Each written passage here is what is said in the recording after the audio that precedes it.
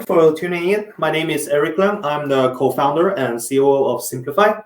It's a company that builds automation solutions using artificial intelligence.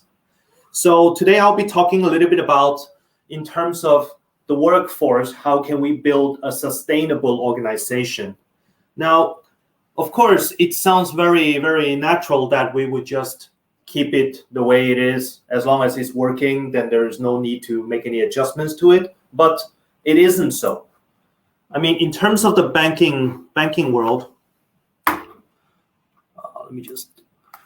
we're always driven by the demand of the end customers. So the end customers, there's always a constant need and demand for faster responses, high availability of the service, and of course, more relevant responses. And this demand, it's not originating from the experience from the financial sector, the bank and finance. It could have been that they have gotten a service somewhere like Uber, and they realized that, it is so convenient, I could use an app and then I don't have to contact anyone, and then the service is already available for me, probably before I even knew it. And that one unique experience all of a sudden becomes the standard benchmark that they're starting to have towards all of the industries. So every single industries subconsciously, implicitly have to play the catch-up game to every other industries that are slowly providing more digitalized, smooth, highly available and quick service. So for a bank or an insurance company, for them to just keep the status quo, that just doesn't become enough. And when we're talking about the sustainable organization, the definition has also taken a sort of a change this year. I mean, the fact that we're all in our respective office doing this conference through the nets, it's also a sign that the world has become different than how we're being used to.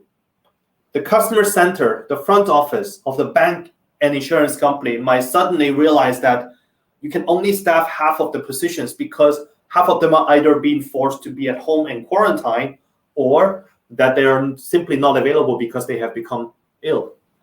So how can we build an organization that is sustainable, not just for today, but also for tomorrow? I mean, we're all aware that COVID-19 will be over soon, but there might be something else that comes in the year after. There might be some other type of situation that causes us to have to rely on other source of productivity than from our own employees. So Simplifai comes in that niche where we will be focusing on how we can scale productivities beyond what employees are able to do. And of course, using artificial intelligence, understanding the essence of how to apply the technology into a day-to-day operations. And in addition, how we can package it up to make it available quickly and economically to all bank and insurance companies around the globe, it has given us a very nice market positioning. So in terms of understanding the incoming inquiries, whether it is from email, from documents, or any other channels, as long as it's been written in text, Simplifai has a tool standardized that can be deployed into any organization where the customer service organization can use to train using the knowledge of their employees, and having an artificial intelligence agent to work side by side with anyone in the front office. So through this of an approach, we have gotten a lot of tractions internationally. First off with Microsoft, who are taking us out to all the regions that they have business with, and then some of the other partners in the local regions where we have gaining tractions in terms of establishing a customer base. Last but not least, we have also enjoyed a nice customer base growth in our home markets. And if you were to go to Microsoft Azure Marketplace, you will find that our solution is listed as a preferred solution. It's one is based on the ease of use. Two is also because of a very scalable architecture that allows this product to be used by many in a very short time. So combining the technology and understanding how we apply that in the bank and finance industry, this is the pledge. This is our pledge that for any bank and insurance company, we can automate up to 90% of your repetitive work. And from a front office perspective, that might be answering incoming inquiries, that might be dispatch forwarding the inquiries to the right team, department, and it might be archiving of the incoming inquiries into the right place, or it can also be registering the incoming inquiry into your back office systems, whether it is to file claim for insurance, or it might be to generate the quote for insurance, generating the registration needed, doing the background checks for any loan applications, or simply answering any questions with regards to investment products or insurance policies, etc. And we can do that. Unlike most of the consulting houses, data scientists that can tell you we can do anything, just give me a lot of data. We need a minimal set of data that is needed, and we would spend 1 month to train it, and we will be able to produce the result that we have set. And because of that small investment that you would need to get started, and the amount of gain that you potentially can have based on the success of the project, the return on investment is very short. Most of our projects is within 3 to 4 months on the ROI payback.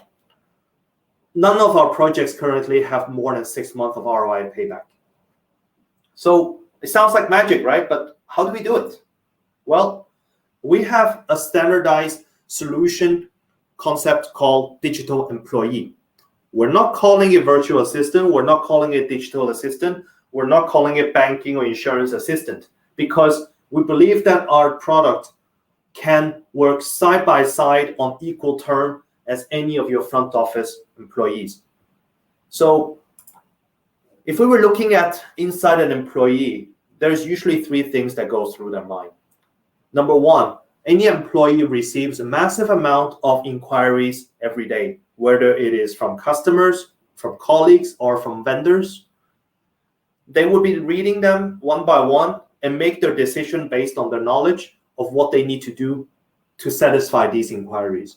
And then once they have decided on what needs to be done, they will go ahead and perform, whether it is to opening up a back office system and register the info, or they will look up some information and reply in terms of email, or simply forwarding to their boss or leaders respectively.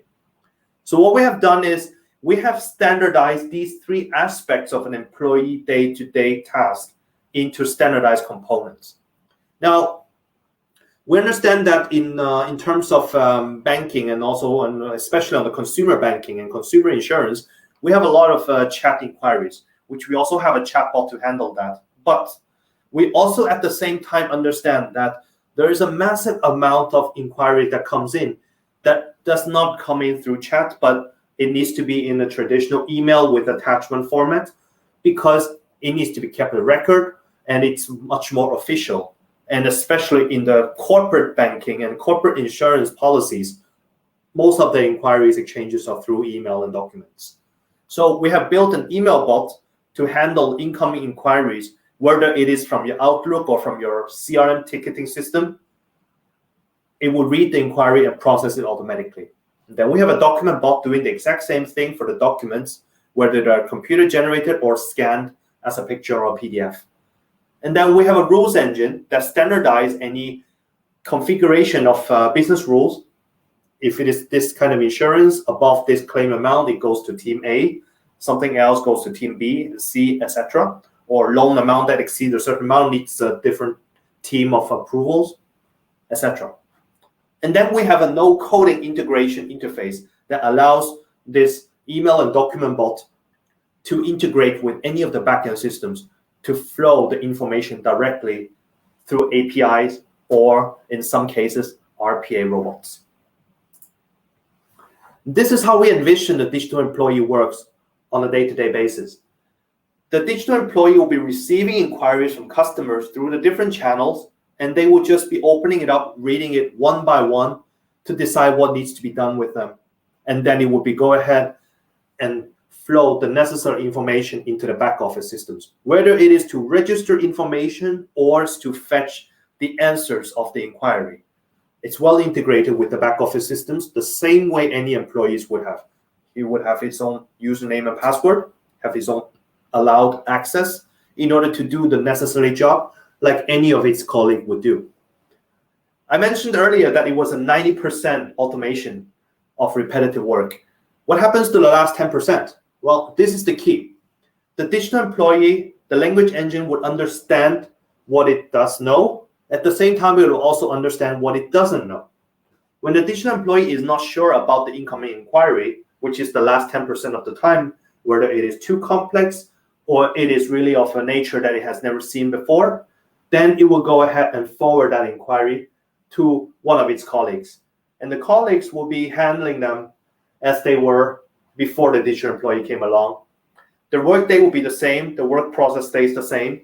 They'll still be answering phones, but they would realize that there will be less inquiries coming to the customer service representative team so that they will have more time on handling the complex cases, and they would also have time to doing outbound calls, sales calls, or any other value-added tasks instead. So it becomes a win-win-win situation. Employees get to do more variation of the task. For the business, it becomes more value-added for a customer service team, which usually be a cost center, but can then in turn become a sales-generating organization. And for the customers, they get their replies much more quicker and with a much higher availability. They could have filed a claim 6 o'clock in the morning on a Saturday, and the reply comes back within 5 minutes, says it has been registered, it has been assigned to one of the lawyers to work on it, and you'll hear back from us.